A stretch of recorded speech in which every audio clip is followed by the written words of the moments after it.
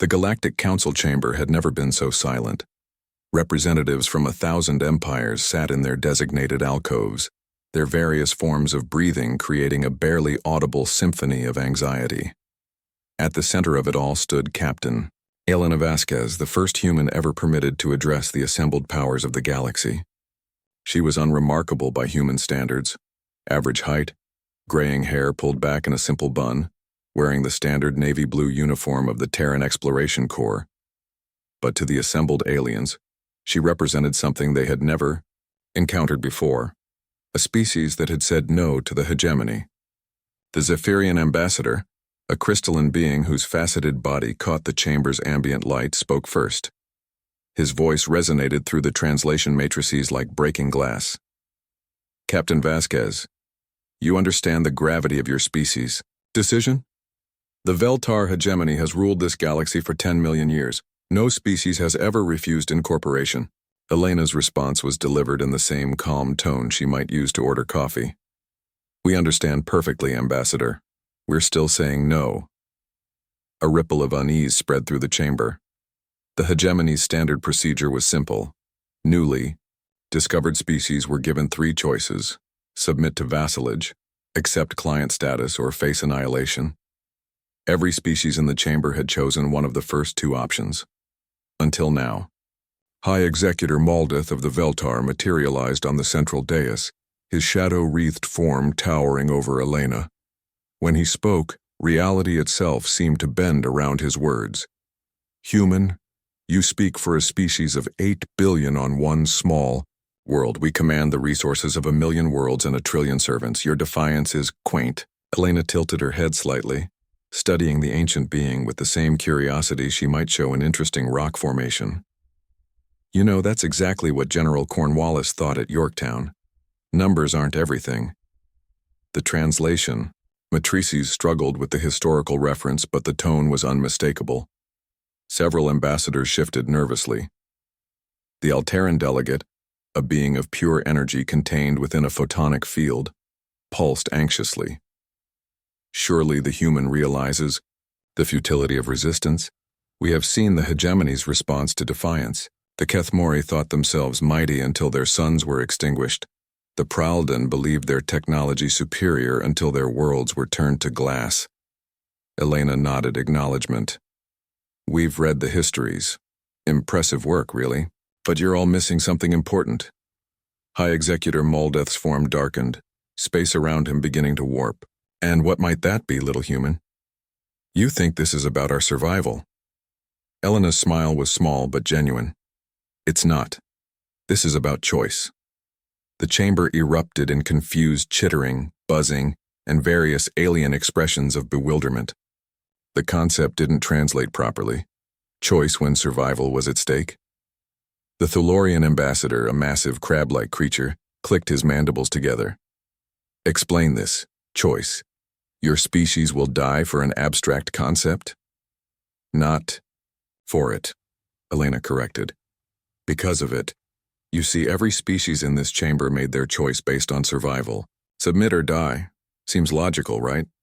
But humans, we're weird that way. Sometimes we choose principles over survival. Sometimes we choose to fight impossible odds just because someone told us we couldn't. She turned slowly, addressing the entire assembly.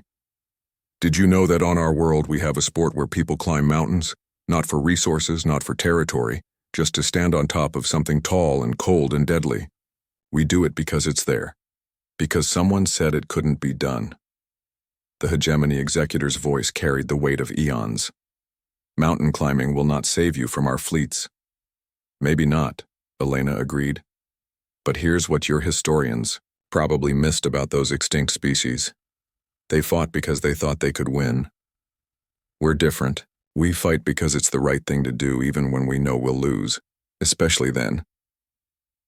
A new voice entered the chamber. Ancient Kelthara of the Morden Collective, the oldest living being in known space.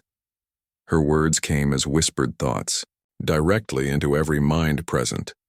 In my long existence I have observed many species. This human speaks of something I have not encountered in millions of years. the willingness to choose destruction over subjugation purely as a matter of principle. Elena nodded respectfully toward the ancient being. Our poet Maya Angelou once wrote, "You may not control all the events that happen to you, but you can decide not to be reduced by them." That's what we're doing, refusing to be reduced. High Executor Maldeth's form began to expand, reality, bending more severely around him. Your poetry will burn with your world, human. Probably, Elena admitted. But you know what? Every species in this chamber will see it happen. They'll see a species that chose death over submission. And maybe, just maybe, one of them will remember what it felt like to have that choice. The silence that followed was different from before. Where anxiety had filled the chamber, now there was something else, recognition. The Alteran delegate pulsed brighter. The Zephyrian ambassador's crystalline form rang with harmonic frequencies. Even the massive Thulorian shifted in what could have been remembrance. Ancient Kelthera's mental voice carried across the chamber one final time. High Executor, in your 10 million years of rule, have you ever wondered why you needed 1,000 empires to witness this conversation? Why not simply destroy the humans and inform us afterward?